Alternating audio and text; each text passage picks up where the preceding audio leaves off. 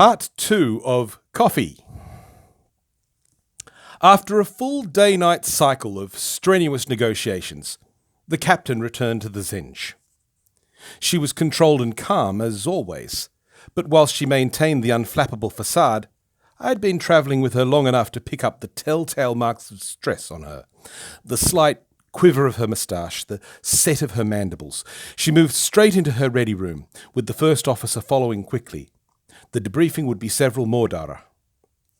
This set the pattern for our stay. The captain would leave at the beginning of the cycle, refreshed and ready. She would return, tense and impatient.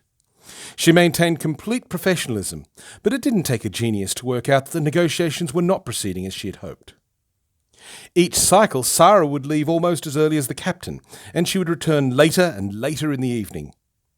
She said that she'd found some friends in the marketplace. We all chuckled a little at that. It was so typical of the human to find companions even in the dreariness of the empire. We knew she must be having the time of her life, swapping stories and recipes with the merchants. In fact, we all wished we were enjoying this mission as much as she was. Little did we know.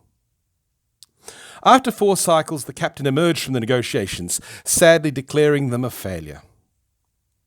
The legal officer, responsible for drafting the document form of any treaties, looked concerned. "What has gone wrong?" he asked.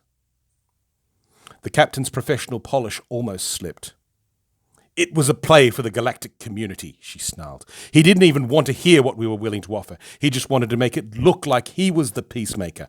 He listed his demands as though it were we who were suing for peace, and seemed to expect complete compliance." "So now?" asked the legal officer, realizing that his near future involved a lot of opportunities for his counterparts to shout at him as he negotiated our passage out of the system.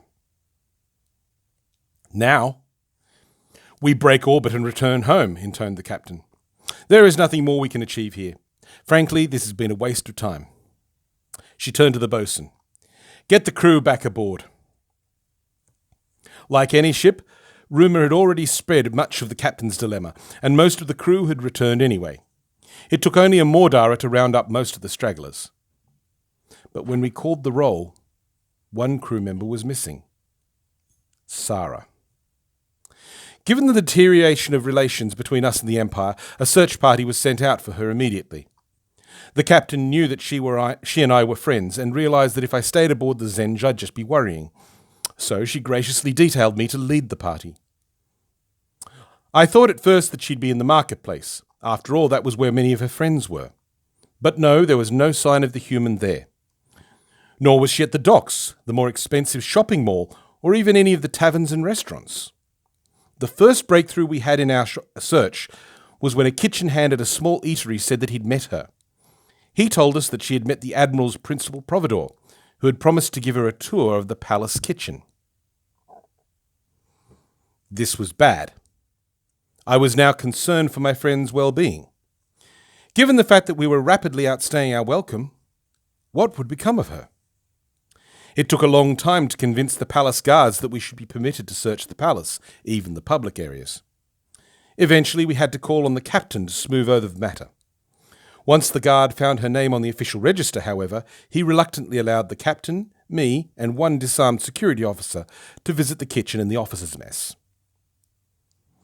A short distance from the mess, I heard Sarah's laughter. I felt sudden relief. But the captain's face showed only grim concern, and her pace picked up. Soon I was trailing behind her. Whatever had bothered the captain? A moment later we arrived at the officers' mess.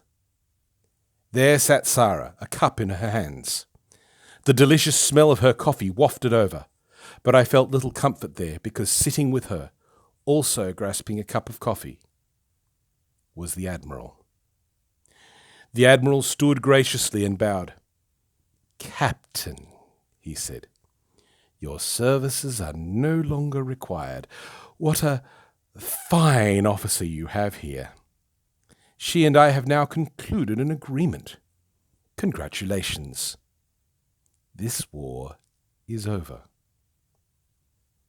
At this, Sarah's face turned white. "Agreement?" she stammered. But I thought, by the laws of the Empire, intoned the Admiral formally, the agreement has been made. A duly appointed officer, he said, motioning to Sarah, has dealt squarely with myself, and she has suggested terms which I have found acceptable. I hereby ratify it in my own voice. You have my permission to leave and to consult your superiors. Sarah stood nervously. She said nothing. The Admiral's face showed triumph, and the walk back to the Zenge was silent and long.